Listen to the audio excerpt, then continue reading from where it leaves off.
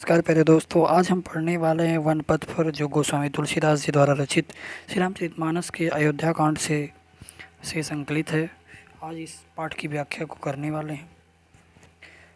पहला है पद है पुरते निकसी रघुवीर बधोधर धीर दये मग में डग दोय। जल की भरी भाल कनी जल की पुट सूखी गए मधुराधर वे। फिर बूझती हैं चलनो अब के तक पर्ण कुटी करी हों कित हुई हैं। ते की लखिया तुरता पिय की अखिया अति चार जली चल चुए। प्रस्तुत पंक्तियों में जब बताया गया है, तुलसीदास जी लिखते हैं कि जब भगवान श्री राम, माता सीता और लक्ष्मण के साथ वन के लिए जाते हैं, तो जब वे अयोध्यापुरी से निकलते हैं वन के लिए, तो कुछ दूर चलने पर माता सीता दो धरि धीर दये मग में डग दोए। जब कुछ दूरी 2 कदम चलने के पश्चात वे उनके झलकी भली कान कली जल की, उनके माथे पर पसीने होने लगते हैं और उनके जो संपुट हैं, जो होठ हैं, वो सूख जाते हैं। फिर माता सीता फिर पूछती हैं भगवान श्री रामचंद्र जी से कि फिर पूछती हैं चलनो अब के तक, अब कितनी दूर चलना है। पर्ण कुटी करी हो कि तो जो पत्ते की कुटिया बनानी हो, कहाँ पर बनानी है। ते की लखी आतुरता पिए की अखिया अति चार जली चल सोए। भगवान श्री राम माता सीता को इस व्याकुल अवस्था में देखकर उनके नेत्रों से अश्रु प्रवाहित होने लगते हैं, उनके नेत्रों में आंसू आ जाते हैं। फिर दूसरी पंक्ति है जल को गए लखन है लरिका परिखो पिय छाह घरीख है ठाणे। पोछी पशे बयार करे अरुपाय पखारी भूबोरो ढार। तुलसी रघुवीर प्रियाश्रम जाने के बैठ विलम्ब लो कंटक काढ़े। जाने की नाह कुनेह लख्यो पुल को तनु बार विलोचन बाढ़े। प्रस्तुत पंक्तियों में बताया गया है कि जब माता सीता और भगवान श्री राम और लक्ष्मण जब वन के लिए जाते हैं, तो मार्ग में पहुंचने के पश्चात उन्हें प्यास लगती है और जो लक्ष्मण हैं वो जाते हैं जल लेने के लिए। तो छाँव में खड़े होने के पश्चात वे माता सीता प्रभु श्री रामचंद्र जी से कहती हैं कि जल को गए लखन है लरिका, जो देवर हैं लरिका है, वो जल लेने के लिए गए हैं। परिखो पिए छाह घरी खे ठाणे, तो थोड़ी देर हम इस छाँव में विश्राम कर लेते हैं। पोछी पसेऊ बयार करे, अपने अचरा से भगवान श्री राम के चेहरे को पहुँचती हैं और बयार करती हैं।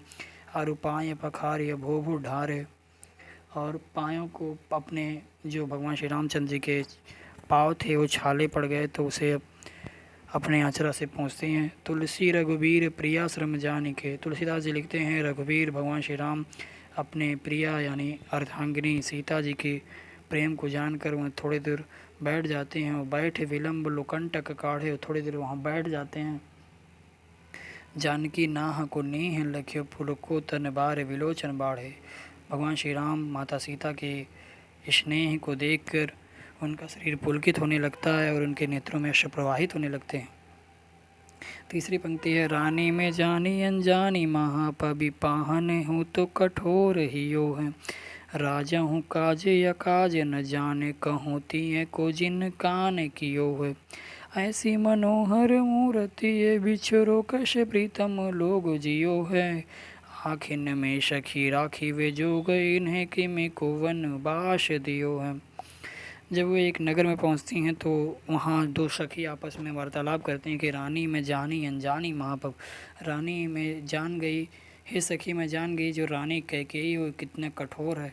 पबि पाहन हो तो कठोर ही हो, जो उनका हृदय हो कितने वज्र के समान कठोर है। राजा हूँ काज अकाज न जानूँ, राजा दशरथ ने भी अपने राजकाज नहीं जाना, अपने राजकाज में ही व्यस्त रहे, अपने पुत्र को नहीं समझा।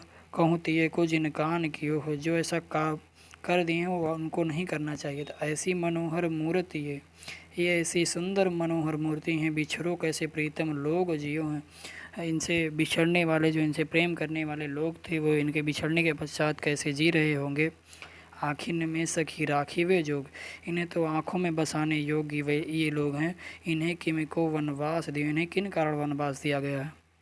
चौथी पंक्ति है शीस जटाउर बाहु विशाल विलोचन लाल तिरछी सी भाव है।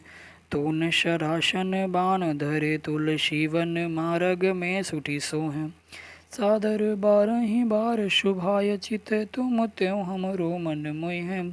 पूछत ग्राम वधूषि यशो सखी रावरे से सखी सांवरे से सखी रावरे कोह। जब नगर में माता सीता बैठी होती हैं तो सखियां उनसे वार्तालाप करती हैं, कहती हैं कि जो शीस जटा और बाँह विशाल, जिनके सिर पर जटाएं बंधी हुई हैं और उनके जो लंबे लंबे हाथ हैं, जो नेत्र लाल लाल हैं और तिरछी सी भौं हैं, और जो अपने कंधे पर तून शरासन बाण धरे, जो अपने कंधे पर धनुष धारण किए हुए हैं। तुलसीदास जी कहते हैं वन मार्ग पर ये ऐसे सुशोभित हो रहे हैं कि सादर बारहि बार शुभाय चिते तुम तो हमरे मन मोहि हैं। मार्ग में ऐसे सुशोभित हो रहे हैं कि वे माता सीता की ओर देखती हैं तो सखियाँ कहती हैं कि जब वे लोग तुम्हें देखते हैं तो हमारा भी मन वो मोहित कर लेते हैं। पूछत ग्राम वधूष यशो सांवरे से सखी रावरे को हैं। ग्राम वधुएं माता सीता से पूछती हैं जो सांवरे से हैं वे कौन हैं, और जो रावरे हैं वो तुम्हारे क्या लगते हैं। अंतिम पंक्ति है सुनी सुंदर बहने सुधार शाने सयानी है जानकी जानी भली। तिरछे करी नैन दिशैन तिन्हें समुझाए कछु मुस्काय चली।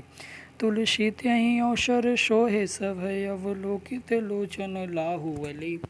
अनुराग तड़ाग में भानु उदय मानो मंजुल कुंजल मनो मंजुल कंज कली। प्रस्तुत पंक्ति में बताया गया है कि वधुएं ग्राम वधुएं की सुंदर मीठे वचनों को सुनकर जो सयानी चतुर जानकी हैं वे भली भात समझ गई। तिरछे करी नयन दिशाएं तिन्हें समुझाए कछ मुस्काए चली। अपने नेत्रों को तिरछा करके बता रही हैं कि ये मेरे पति श्री रामचंद्र जी हैं, और समझा करके कुछ मुस्कुरा कर इस प्रकार चलती हैं। तुलसी ते ही अवसर सोहे सभे अवलोकित लोचन लाहुवली। तुलसीदास जी कहते हैं ये अवसर पर ऐसे सुशोभित हो रहे हैं मानो तुलसीदास जी कहते हैं कि सीता माता ऐसे इशारे करते हैं कि अनुराग तड़ाग में भान उदय कि तालाब में भगवान राम रूपी सूर्य उदित हो गया है। और विकसे मन मंजुल कुंज कली, और जो उसमें कलियां हैं कुंजे हैं वो कलियां प्रफुल्लित होने लगे हैं। ये पाठ कवितावली से अयोध्या कांड से लिया गया है। धन्यवाद।